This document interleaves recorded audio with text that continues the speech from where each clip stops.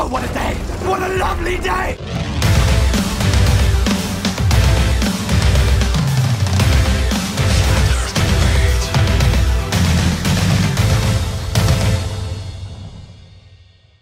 Welcome to Flat Earth Debate Uncut. I'm your host, Nathan Oakley, and if you are new to this channel, then be sure to subscribe and hit the bell notification icon to keep up to date with all the Flat Earth Debate pre-show and after-show goodness.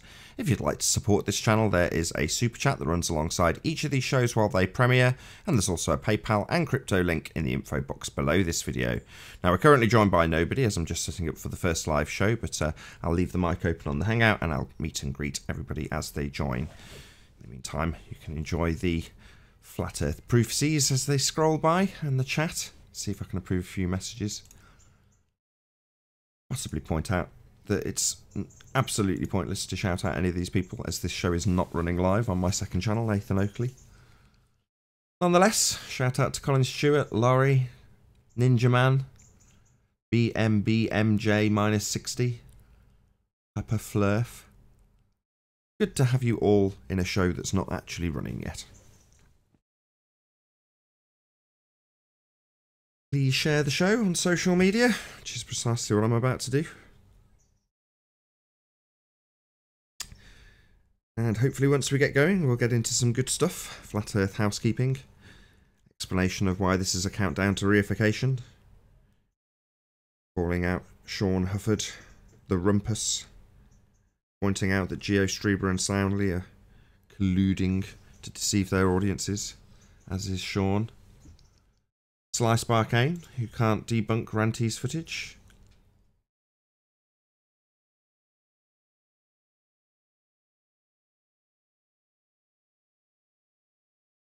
Please don't spam the chat feed.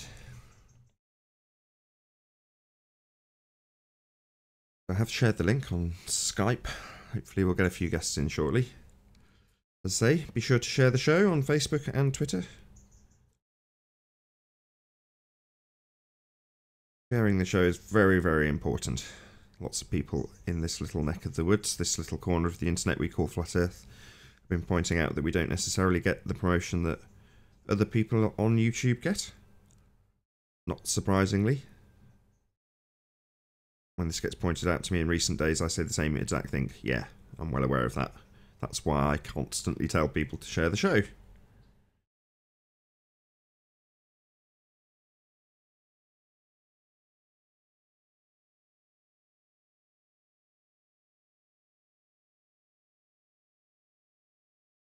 Not 100% sure if I agree with the Jeranism approach of suggesting that you say, look at these crazy guys when you share the show. You don't have to say anything. Just click on the share button, press share on Facebook.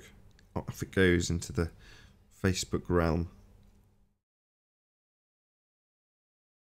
Right, as I do actually have to run the show when it starts, I'll stick it out on Facebook as live now, even though it's 3 minutes before the show starts. Call me a liar if you want.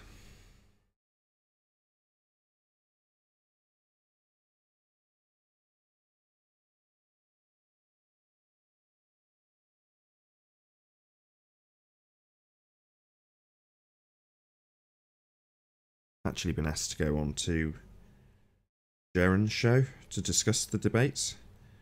What he's actually asked me to do is compile maybe half a dozen or a dozen logical fallacies that have been employed during the debate.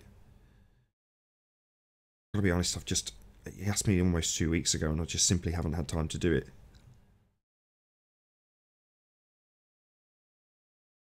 Streaming daily does take quite a lot of time, both before and after the show. Not necessarily directly related to streaming on YouTube or uploading videos on YouTube, but other things like yesterday evening, just before I went to bed, which is why I'm absolutely exhausted. I had both Anthony and Ranty calling me up, asking for my opinion on stuff, which I'd absolutely appreciate. And then Adam Meakin got dragged into it as well for some late night mathematics. As you do. Adam's on top form at the moment, though, I've got to be honest. Check out Iron Realm Media, they stream every Friday night.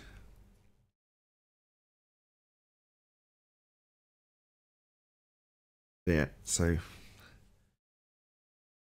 fair chunk of time spent looking at other people's photography and photography of Ranties and Antonies, going through curved mathematics. Get apologies almost 100% of the time now from flat earthers. Look, I'm going to have to beg the question to explain this to you. Right, so we're working on the assumption that we're on a sphere. Okay. Not okay. Right, time to get this show on the road. 60 seconds.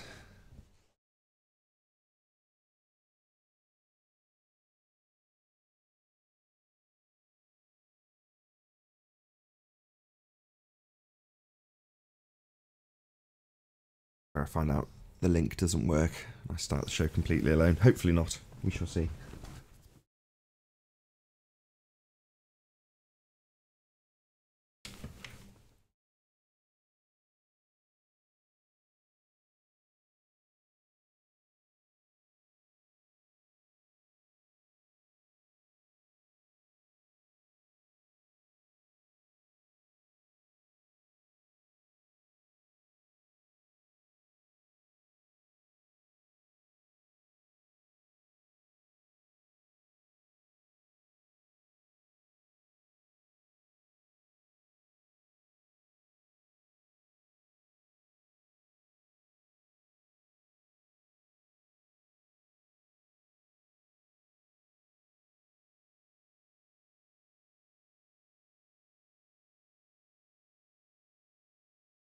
Oh, what a day! What a lovely day!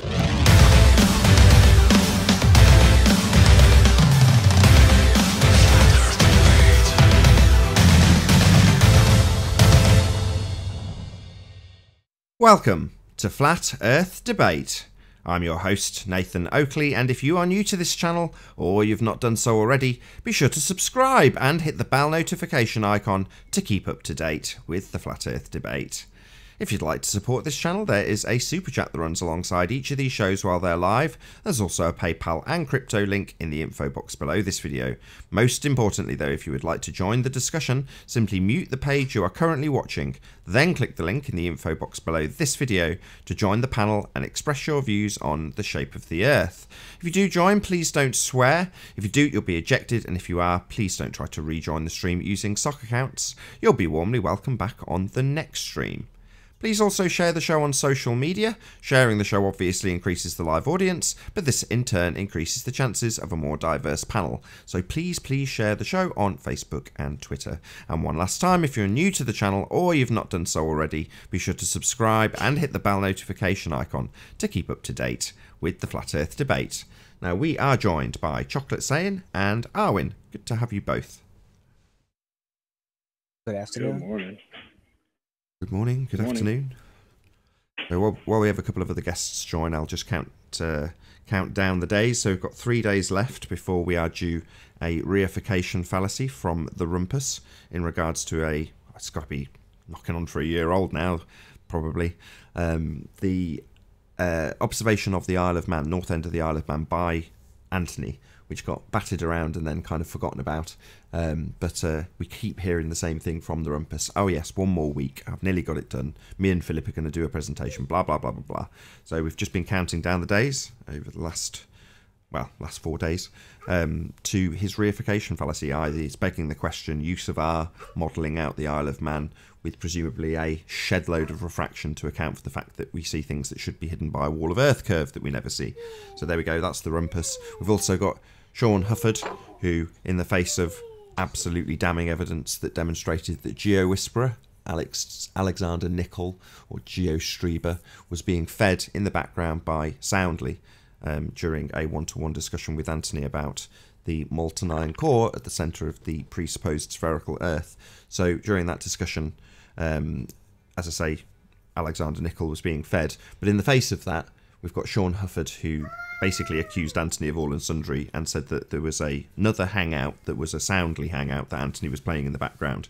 And after accusing Anthony of, like I say, lots of different things. Hasn't rescinded any of this, hasn't retracted a single word of it, maintains the lie and backs these liars, GeoStreamer and Soundly, in their deceit of both their audience and us. So that's them. And last but not least, we've got Slice Barcane, who was challenged to debunk Ranty's footage of Barrow Finesse, and he has absolutely failed to do so. In fact, he completely ignored the issue. So that's still outstanding, so hence the countdown to reification. So that's my little summary of why the title is as it is for the next 3 days at least. In the meantime, any signs of curvature, you two?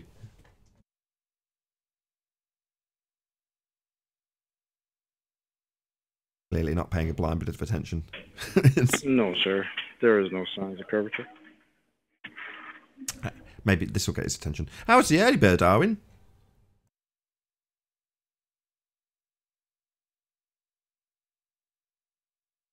No, I was banking on that getting his attention. Maybe it's just you and I, Chocolate. Any signs of axial rotation? Not that I'm aware of. Any evidence of a gas pressure being maintained without a container?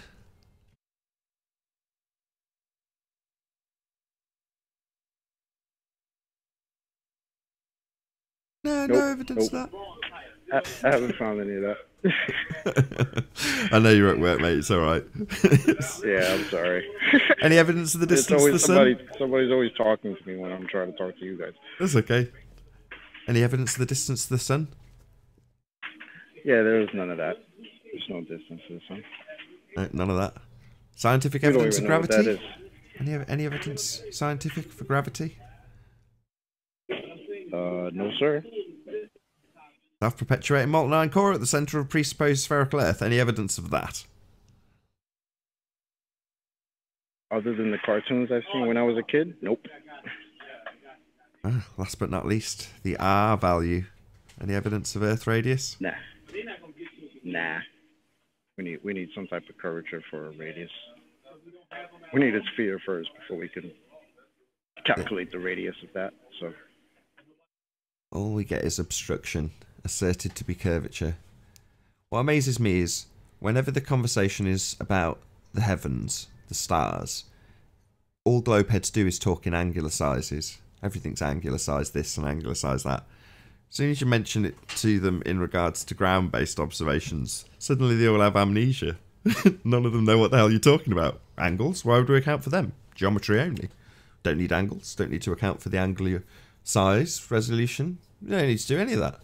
Just take it like it looks in a side view where nothing changes size as you move it into the distance, because it's no longer in the distance, it's just on the right hand side of the page rather than tiny and in the distance.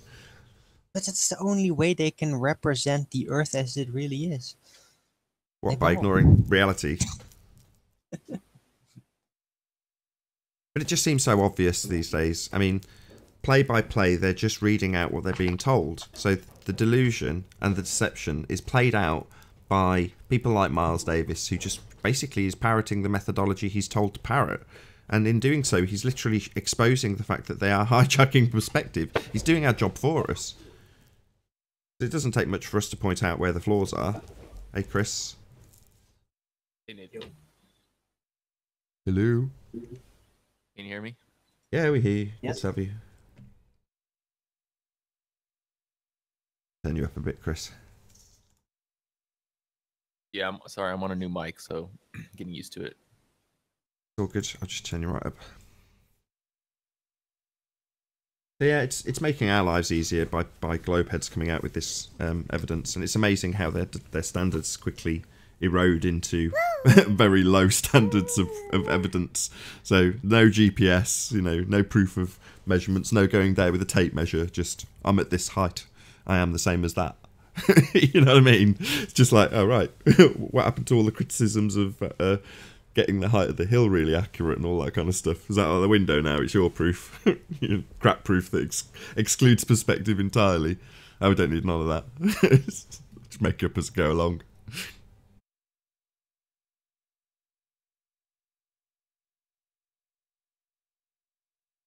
it's funny because yesterday I re-listened to the episode where Mick West was on, and you know, I wanted to hear him say again that his whole model is based on an assumption. And it was like, you can clearly hear that, you know, he really had no actual science for it. It's just the whole calculus just based on an assumption. He literally said, yeah, I'm just doing it according to the system. That's all. Just doing as he's told. Just the standard model. Yeah. And then they asked him so there's no science for your model, and then he blatantly said, yeah, there's no science. It's based on an assumption. Like, really? That's why I had to go back and listen to it again. It was like, this is the guy who made your precious little calculator, and he's just trying to hide the truth in plain sight and to basically not let it touch him, or at least as possible. Doesn't prevent Nathan from totally showing every little detail of what's insane about that, of course, as he did. Yeah, definitely. In order to accept that the calculation's wrong, they've first got to accept that they've been deceived, or, to put it another way, accept that they've been lied to by somebody else. And that's a really difficult for people to do. That's a really difficult thing for people to do. It's easy to lie to somebody, but it's far easier once somebody's accepted that lie to convince them that they have been lied to. Past tense.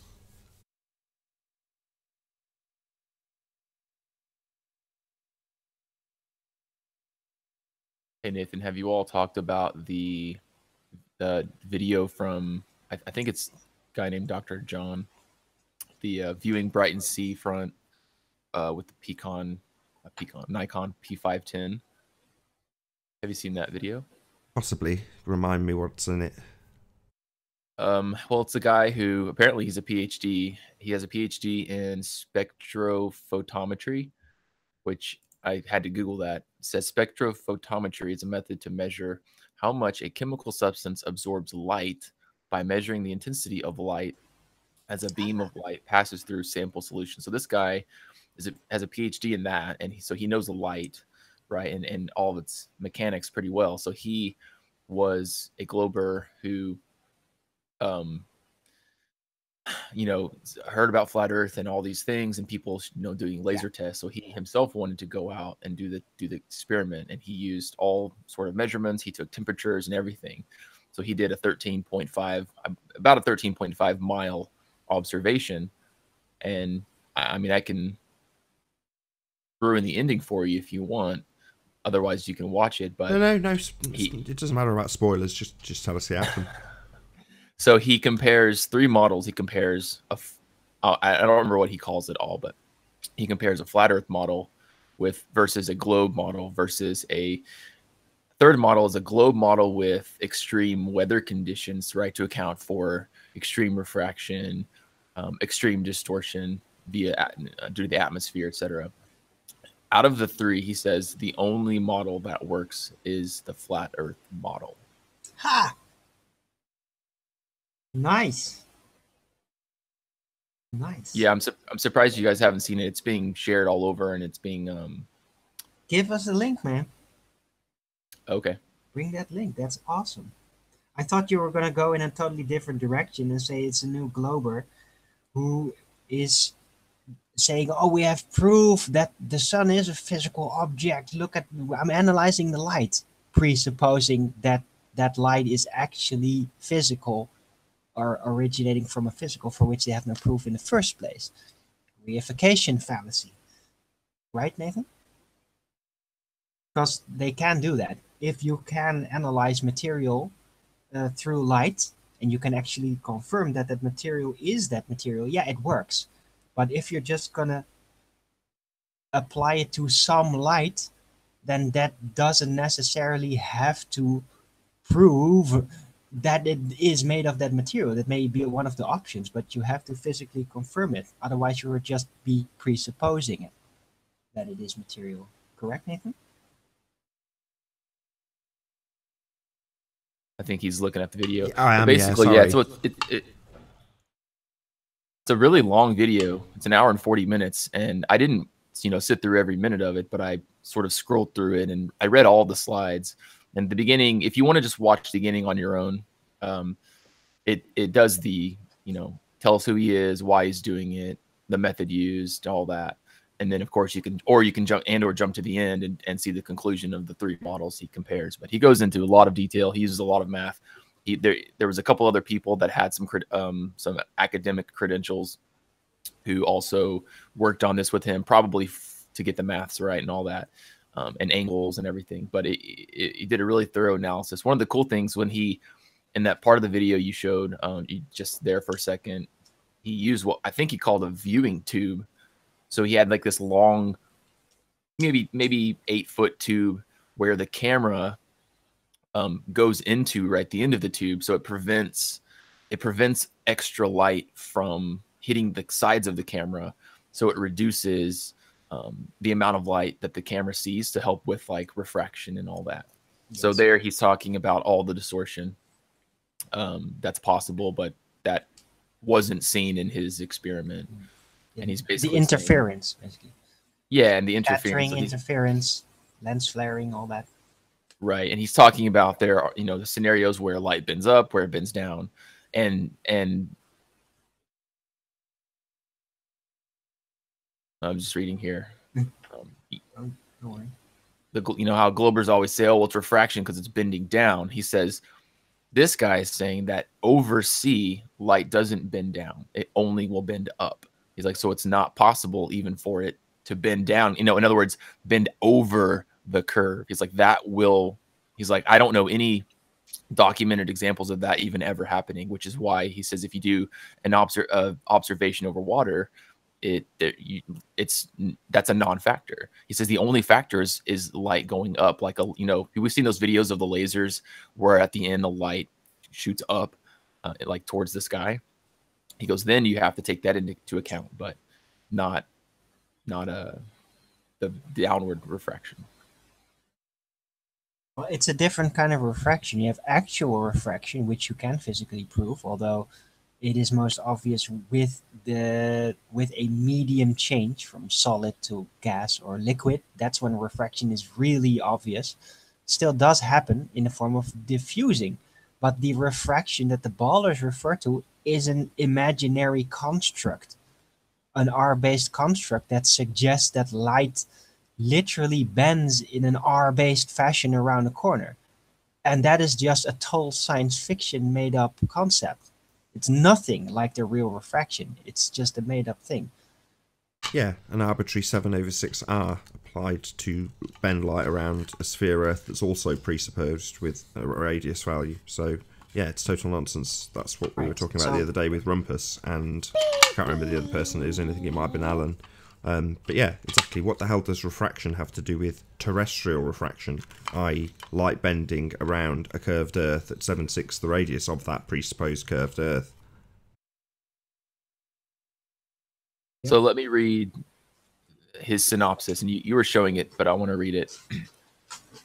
The incontrovertible observations and scientific evidence presented here prove, 1, that we do not live on the World Geodetic System, WGS 84 globe / ellipsoid model. 2, that the non-curvature model is the only model that can account for the observations. 3, the sea between Worthing and Brighton seafront possesses no curvature or such limited curvature that within the parameters of the experiment, the curvature model is indistinguishable from the non-curvature model. PhD. Wow.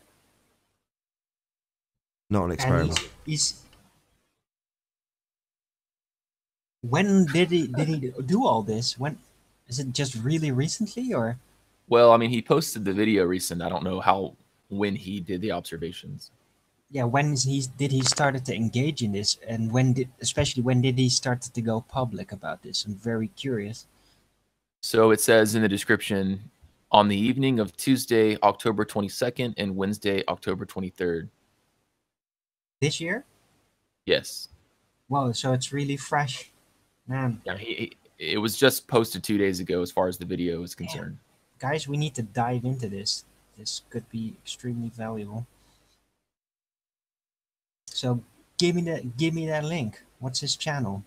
In the side chat. It's in the side chat. Yeah. Oh, right. Thanks. I'll check them out right away.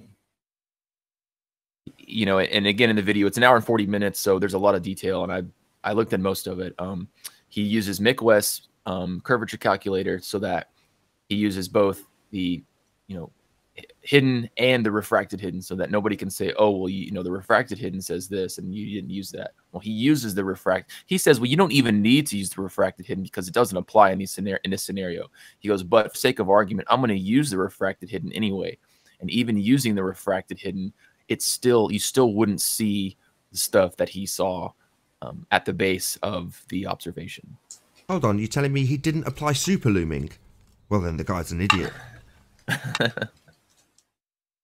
Why didn't he just automatically assume that it bent more around the Earth? Not just that it bent around the Earth, it needs to bend more. What is this guy? Doesn't he understand how to beg the question? What's wrong with him? I think it's 8/6 R they need to use instead of 7/6. Oh, my bad. Is he too proud to beg the question? So let's not worry about the conditions. Let's just say the conditions match 8/6 R.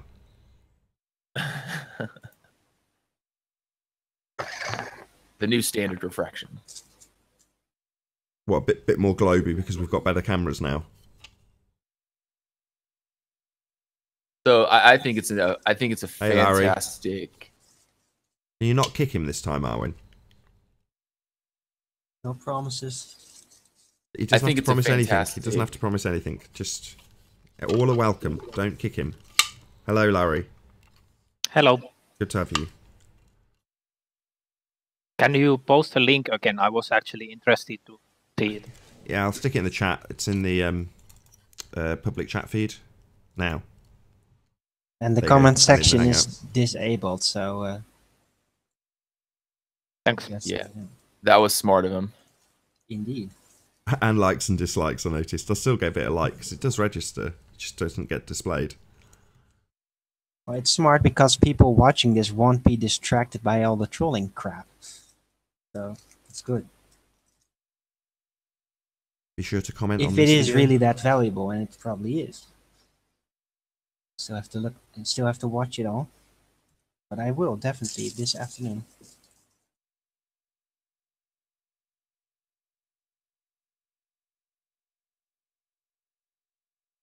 Yeah, I haven't been able to join in a couple weeks, but I've been listening as much as possible, you know, at work and things. And last couple of days, I thought somebody would pull this up, and I didn't hear it, but I wasn't sure, so I thought I'd bring it up and see, because I think it's a fantastic video, fantastic piece of evidence that just once again shows that it's not refraction, it's not looming, it's not mirage. He sees what he sees through the camera. You know, he was at 9 centimeter height off the water. He shows all of that, of course, documented. He's using spirit levels to make sure the apparatus is level with the water. He's used the viewing tube to limit the amount of light. I mean, this guy knows what he's doing. He's PhD in whatever it was called, spectrophotometry. So he already knew about light, how it works, you know, through different various mediums. So he's probably one of the perfect people to do this experiment and analyze the results. I would love to have sorry for again doing this, Nathan. Love to have a conversation with this guy about that specifically, the light spectrography, and about what it is, because it's one of these things that I've bumped into, even in like a space museum, sort of like an astronomy like museum, which is very glowish here in Utrecht, where I live. And they also said like, oh yeah, look, because of the light that we see from the sun, it is proof that it is consistent of material. But that's just how do you say? Damn it! I got it right the previous time. What is it again, Nathan? If you assume your outcome, then What are you talking about? Begging the question. now it's P is Q. Oh, the calculator. The begging the question, proof of nothing perspective hijacking. No. Talking about light. If you test light with material and it works, then you know that, hey, this light is correlating with that material. But if you do that for example, with the sun, you have no confirmation that it is material, but you are using it as a standard, as a confirmation that it is material. Because In look, spectroscopy. yeah, that's a thing also that they do. And it is the same, the P is Q, therefore Q must be P, and that's wrong. Right. Right? Yeah, You're getting this, right? Exactly. Spectroscopy is a formal logical fallacy. It is affirming the consequent. It's If you apply to the heavens. If copper burns with an orange flame, then... Oh, hello, Ranty Flat Earth. How are you doing? Hello. Good to have you. Good to be here. Randy. Hey, Ranty. Hiya. How is everybody? How is everybody? Very well, very well. Please How are continue. you? Kept me awake till God knows what hour last night. I'm really knackered now. Oh, right, yeah. Sorry about that, Nate. That's all right. But Flat Earth doesn't sleep. You It know doesn't, that. you're right. Did you resolve whatever? I can't even remember what we were talking about now. Was it resolved in the end? Oh, I can't remember myself what we were talking about. It seemed really important. It probably wasn't. Oh, it was Timmy Osmond's observation, wasn't it? Yeah, that was it. I do remember. Yeah, we were looking at some of the parallax in it. Yes, I do remember. Yeah, that's right. Yeah. Okay, I'm still trying to find that particular building that we were talking about, so you might have to bear with me on that. We'll figure it out.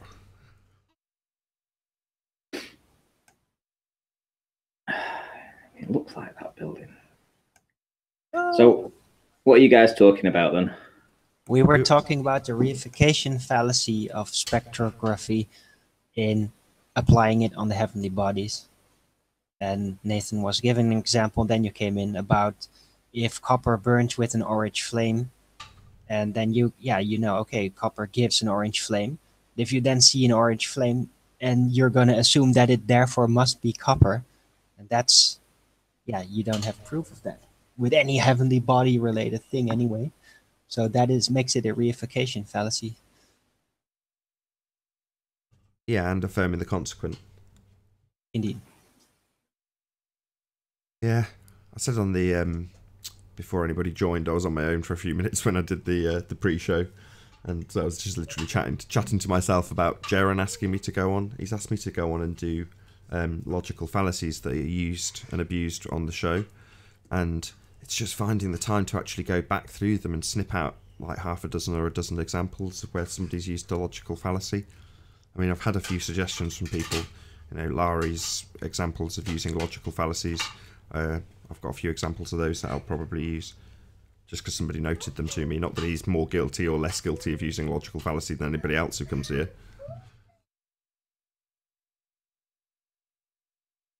You know what's so fun? Oh, can I ask what logical fallacies I have used then? You can. I'll have to go and dig out the person that told me which ones and where. Give me 5 seconds. I'll just see if I can find them for you, Larry.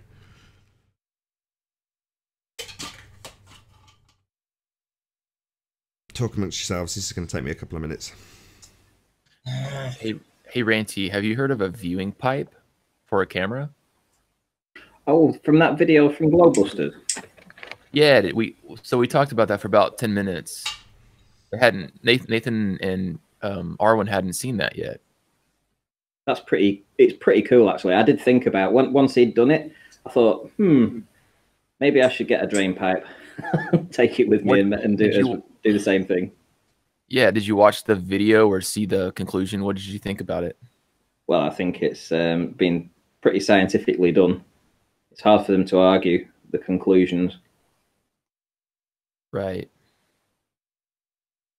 I mean, we have, the part of the argument is that we don't have any scientists or academics on your side. Well, this guy's a PhD in spectrophotometry, right? So a science dealing with light, and he goes out and does a 13.5 mile, I believe, or something around there, 13.6 mile test, and does the analysis over 2 days with different temperatures and at different times of the day. And he compares 3 models of flat Earth around Earth, and around Earth with special, I forget what he calls it, special weather conditions, right? So extreme distortion, extreme refraction, etc. And the only one he says that will account for the observation is the non-circular Earth. Yep. Indeed. And I think we all don't need to have letters after our name, though, to be scientists in our own way. But it's nice to have somebody with those letters actually coming out and saying that, you know, they can't actually find any curve. Right. Right, I found it. If you guys are okay for me to read this out? Yep. Okay, so shout out to John, otherwise known as Quantum Eraser, as it was him that passed this to me. Your first contestant for report on logical fallacies today. This wasn't today. Anthony, quote, what evidence do you have that we live on a sphere? End quote. Larry, quote, what evidence do you have that we don't? This is an argument appeal to ignorance fallacy. It is an argument for or against a proposition on the basis of lack of evidence, against or for it. Then he gives a link to that particular logical fallacies, as John tends to. He's very good at that. There are two forms of affirmative. The conclusion is true because there is no evidence against it. Negative. The conclusion is false because there is no evidence against it. Larry's is the affirmative. And the second one. Anthony, there is no evidence we live on a ball. End quote. Larry, well, prove it then. He says, laughing my ass off. He wants you to prove non-existent evidence. And then he puts a crazy face. P.S. There was a bonus. Appeal to motive, intent fallacy. Larry, you just want to push your own direction and ask me questions that don't go in that direction. That gives me a clear clue that you're not actually wanting a discussion here. So that's the appeal to motive and intent fallacy. There you go. Well, that was informative. Oh, there was one more. So there was also the reification fallacy. So, Larry, it worked out perfectly with the globe model, end quote. That's a reification fallacy. Why would that be a reification fallacy? Oh, we don't live on a model. Oh yeah, now I remember. This is the bullshit point. Yeah, we don't live on a model. Why? I can't believe you people actually take this argument seriously. Like, what do you mean? What do you mean, you people? Well, at least Oakley and Quantum Eraser take this point. Yeah, but when you say you people, that's just you say it very derogatory, in a very derogatory way. Well, sorry, this is a derogatory conversation to begin with. Like, it's already polarized, so this shit happens all the time on both sides. I can apologize for being derogatory, but yeah, can't really help it. Yeah, you're conditioned to be that way. It's okay. Like, I don't understand this whole reification fallacy. Like, it's to me, it's such a bullshit point because, you know, language works that way. Like, for example, now I said language works. Well, if you take it literally, of course, language doesn't work. So is that also a reification fallacy? Like, no, it's an analogy, or it's the way we use language. No, we say things like that all the time. That's not true. It's just so silly to get stuck on that point. Do you think you live on a globe, Laurie? Why is that question relevant? Because the globe is a model. The fact that you think that you actually live on a globe, that's a reification fallacy. We don't live on a model. The map is not the terrain. That's a reification fallacy. Look, you're trying to... Flat Earth is also a model, right? Or isn't it? No. Okay, so your argument is flat Earth is just reality. Well, yeah. I can say to that, well, globe Earth is not a model, it's just reality. But we don't live on a model, we just live on a globe Earth, and globe Earth is reality. Well, you can say that, Larry, but that's nonsense denial. Because the globe Earth is a model, that's a fact. Yeah, you but can deny do you understand that rhetorically speaking? That's like a speaking child from sticking a his fingers in rhetorical his ears, though, isn't it? Logical standpoint, our arguments are the same. Hello. So that's like you sticking your fingers in your ears, though. You're going, la, la, la. It's not a model. It's not a reification fallacy. Yeah, it is. You don't have to like it. Well, you actually make my point, because when flat earthers say that, oh yeah, we don't have a model, we just live in reality, that's exactly what you're doing. You're sticking your fingers in your ears and saying la la la. No. The model's the reification fallacy. Not having a model. So saying you're doing that, no, that's you projecting onto us. You have a model, the heliocentric. So I'm obviously done talking. You have a model. It's called the heliocentric model. You think that's the real world, though, Larry.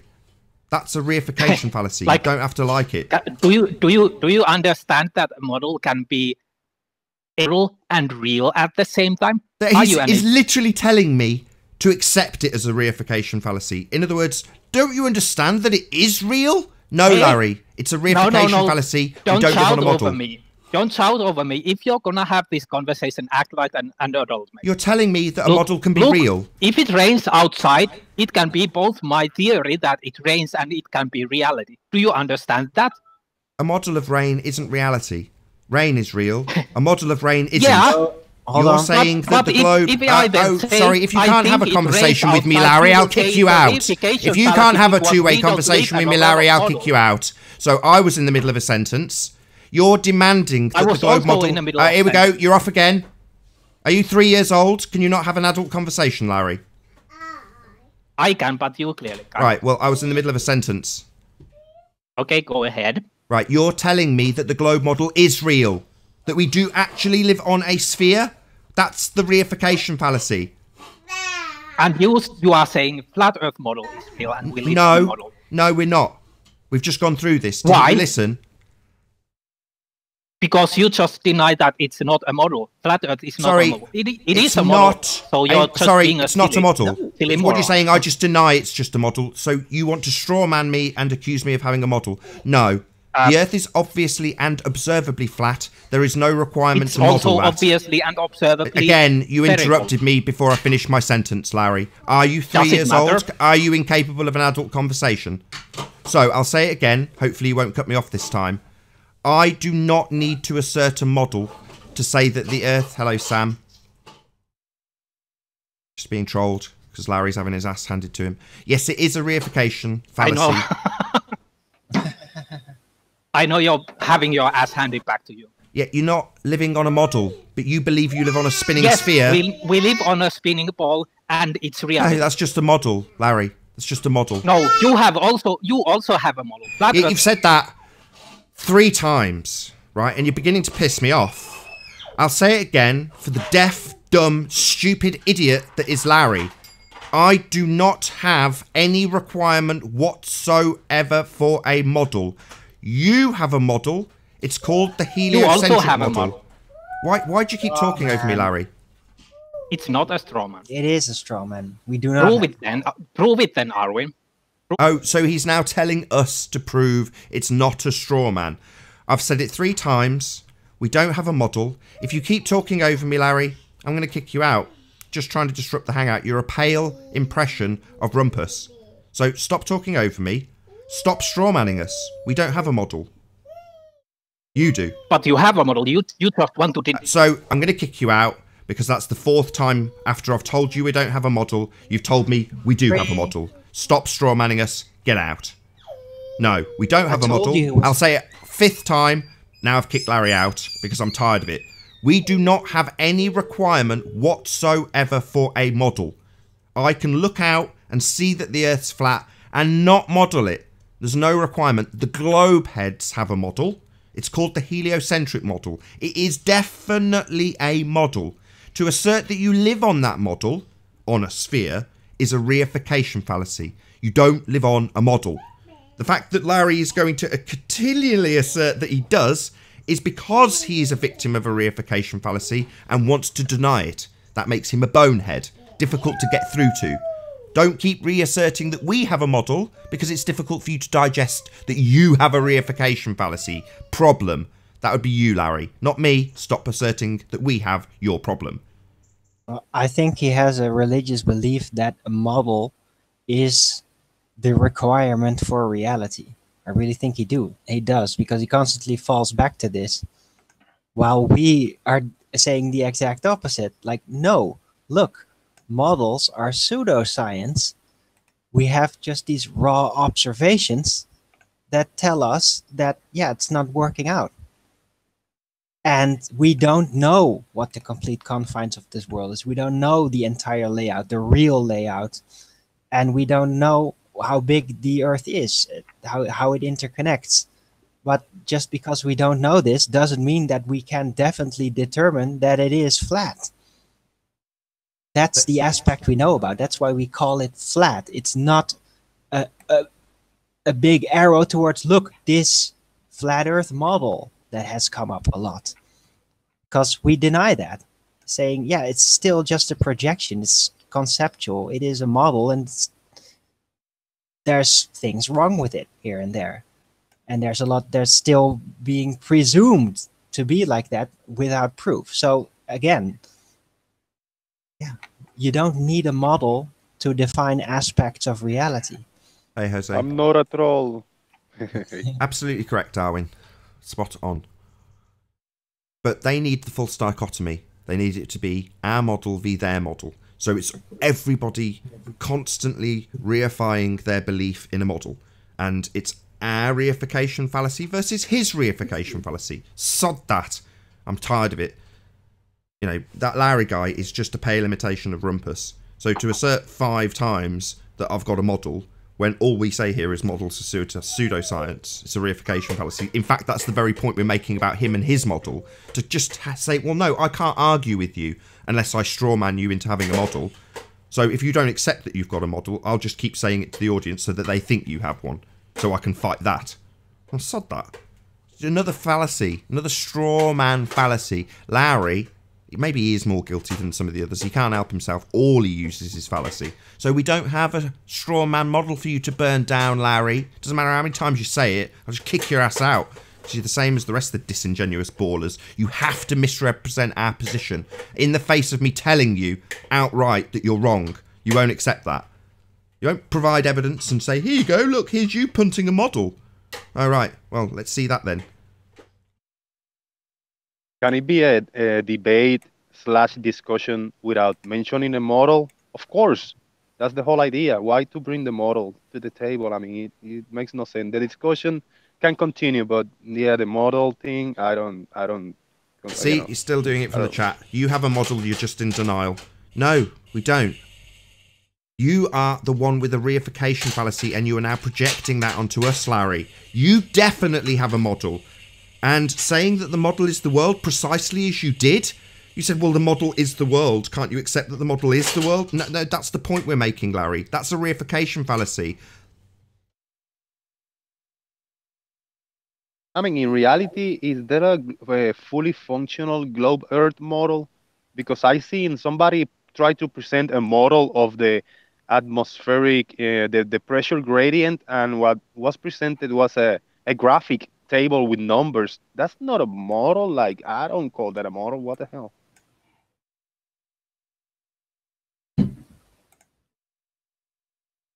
Their model, when they actually apply it to any ground-based observations, excludes perspective. So their model's riddled with faults and holes and errors and inconsistencies, and in some instances, downright deception. And again, these people will deny and adhere to the propaganda that they've been poisoned with, because it's that, what's that syndrome where people fall in love with their kidnapper? Yeah, I don't know the term, but I heard what you mean. Yeah. Somebody from the chat will remind me. There's a particular term for it where people basically fall in love with the person that's keeping them captive, and that's basically the syndrome that all of these globers have. They've been told by the powers that should not be that they're on a sphere, that they must accept the reification fallacy as reality, and they do. And they'll tell us that that's acceptable, in the face of us pointing out that it's a reification fallacy. And then they'll try and strawman us and tell us that, no, you do this, you have a model. No, our point is that we don't, and you do, and that's the fallacy. So to just say, no, you have a model, well, you're ignoring the point. You are the one we're addressing as having a model, and that being a reification fallacy, and your best defence is to say that we're guilty of it while we're pointing it out to you. My God, that's weak.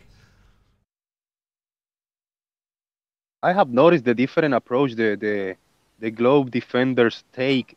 Some coming with the moral strawman, some coming with the math is reality or whatever strawman, some coming with the gravity or pressure gradient. They all have like a task on hand.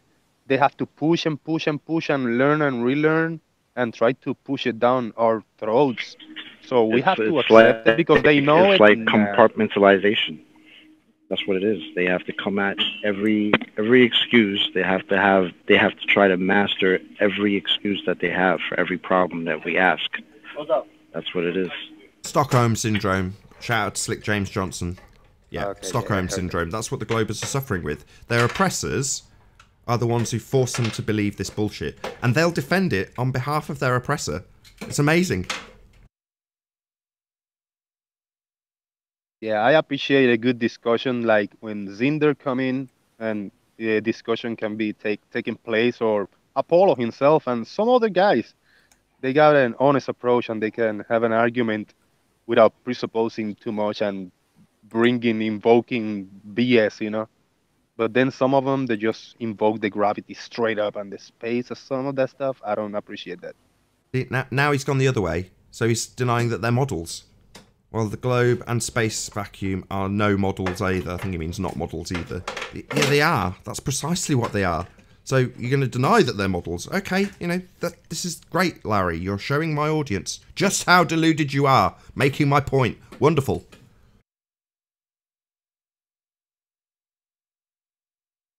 If you don't think they're models, you're stupid. They are models. That's all they are. And to assert that a model is reality is a reification fallacy. That is the point. So to just say, well, maybe I get that using a model as reality is a reification fallacy. Well, they're not really models. Are you dumb? I think you are, Larry. Just stupid. I don't understand this concept of models or reality. I mean, I have a model car in my house. Doesn't mean I can get in the car and start it and drive.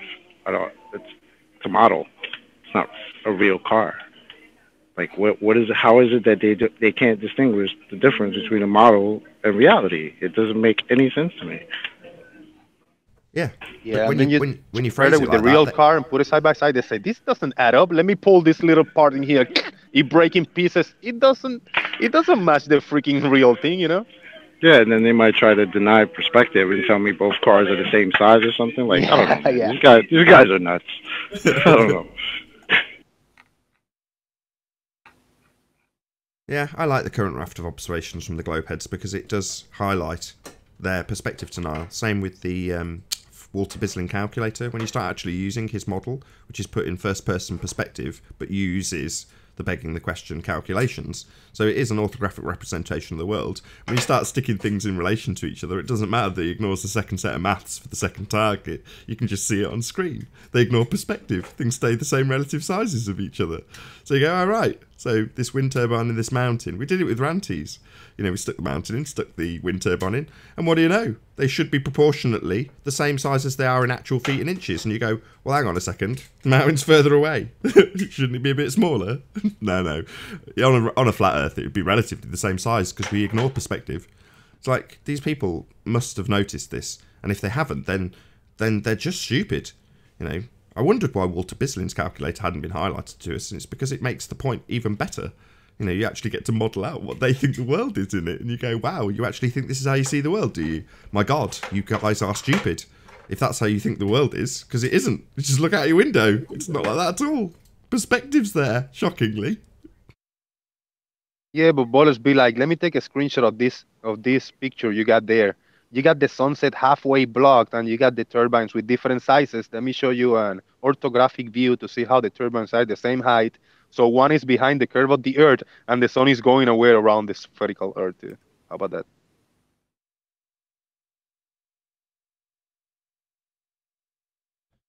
Yeah, those crazy globers. They're all bonkers. Indeed.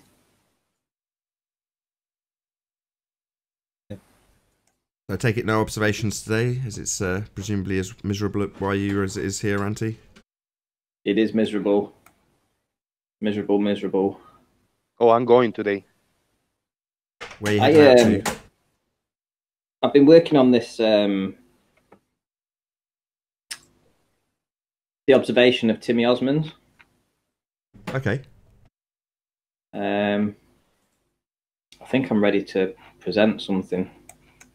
Go ahead. Give me a sec. I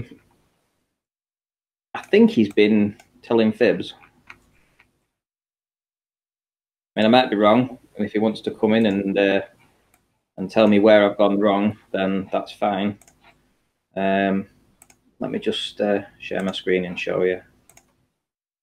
He had a long hangout yesterday. He said if anybody want the raw footage or the whole videos, he got it. You got to reach to him, and he will pass along the whole video on those observations. Okay. You're on, by the way. Right. Well, essentially, we have, this is two of the images that I've cropped out that he uses. So obviously, he goes and he says that this top one shows the hidden, and this bottom one shows a nice clear sight, etc., etc. Hey, Apollo.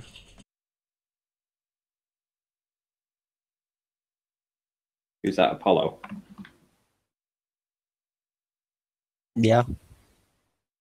Right. So, what I think he's done.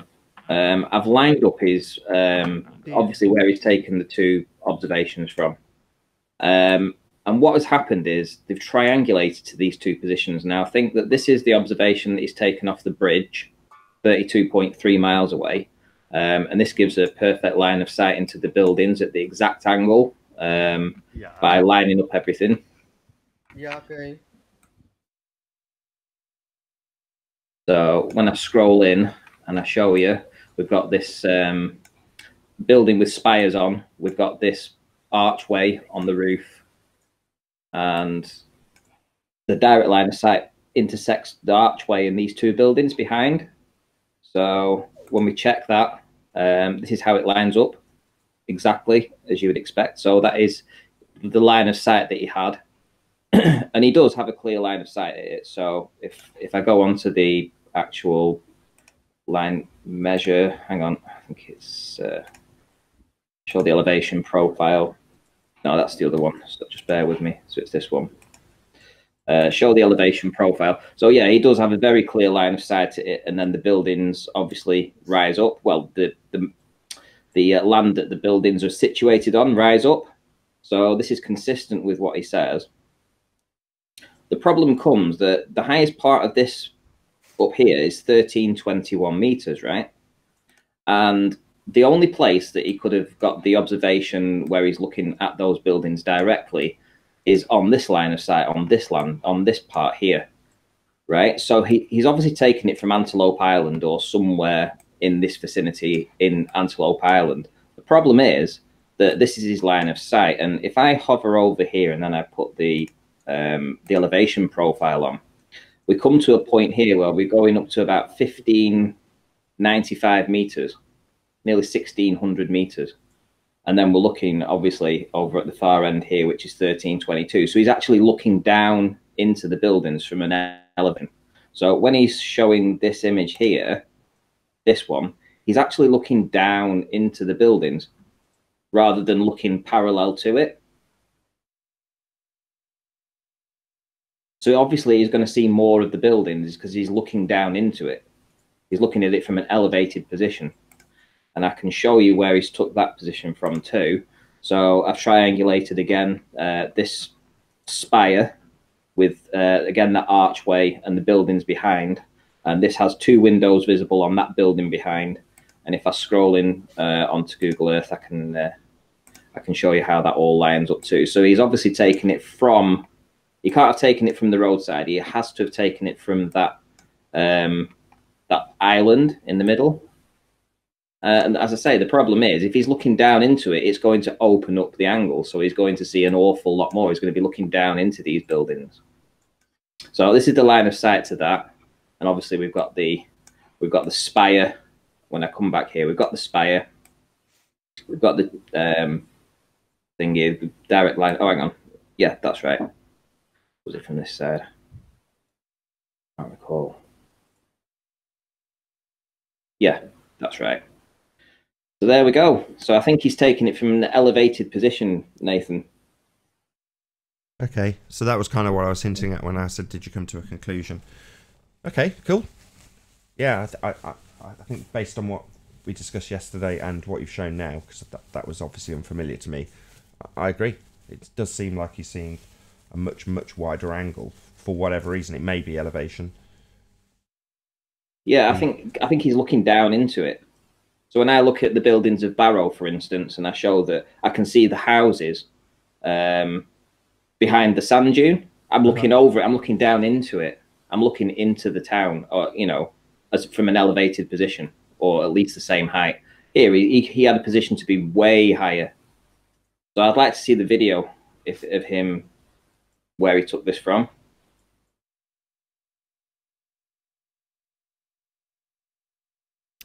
Excellent presentation. Does he do a 360 on the original video? I don't know. I don't know. I've never seen the video, so I don't know. I can't be sure. Yeah, maybe I haven't seen it either. I cannot say I've seen it because I haven't.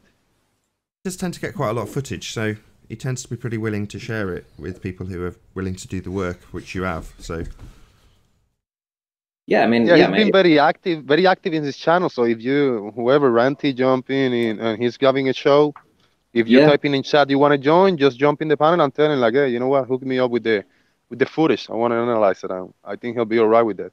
Yeah, the problem is, like I say, he just has this one observation and he keeps parroting it, and he has done for the past 6 months. He's literally, that's all he ever does. He puts these images up, and it frustrates me, because if it was such a good place to go and get these observations, he'd have hundreds of them. He'd be there every day. He'd be doing live streams. He's got one observation, and I question it. Stuff. Well, certainly learning how to poke the bear quick enough, aren't you? Well, hopefully he'll join. I think there's been a change in your attitude in the last few days, actually, Ranty. Like, a very significant change. You've gone from, like, deep concern about these claims that these idiots make to, oh, who cares? It's just nonsense. And now you've gone, let's start looking at the other nonsense then. And, you can tell that you're a lot more relaxed in your attitude towards this stuff. And it is all nonsense. At the end of the day, every image that's going to be presented is going to pan out to be a flat earth proof in one way or another, because the earth is actually flat. So it doesn't really warrant that much concern, really, it doesn't. True. At the end of the day, when you get an attack left, right and centre with these ballers, and essentially, you remember when 9/11 came out and they had this narrative that they kept parroting, and that's basically to try and put it in people's consciousness. So when they're saying things like, I'm the best globe proof and all this stuff, it's just that they just don't understand what's being presented to them, or they willfully ignore it, in which case they're just putting parroting this narrative to try and make other people think that the work I'm doing should be dismissed, when essentially it's been taken on board by a lot of other flat earthers. They're starting talking about it now, talking about the compression, the inferior mirage. So, they're attacking me, and I'm just not bothered anymore. Don't care. I don't even watch the stuff. When I see a new video that's been done about me, I don't even watch it. So I'm going to use that as an opportunity to round out this first debate. So with that, I will say, first and foremost, a huge, massive, enormous thank you to all of the debating panel for making this debate possible. And of course, a massive thank you to all of the live audience for tuning in and hopefully sharing this debate. The pre-show, together with this debate, will replay after the second debate ends over on my second channel, which is Nathan Oakley. So tune in to the pre-show and this debate if you're a late riser or you've just tuned in. I've been Nathan Oakley, and I'll see you all in the next video. Oh, what a day! What a lovely day!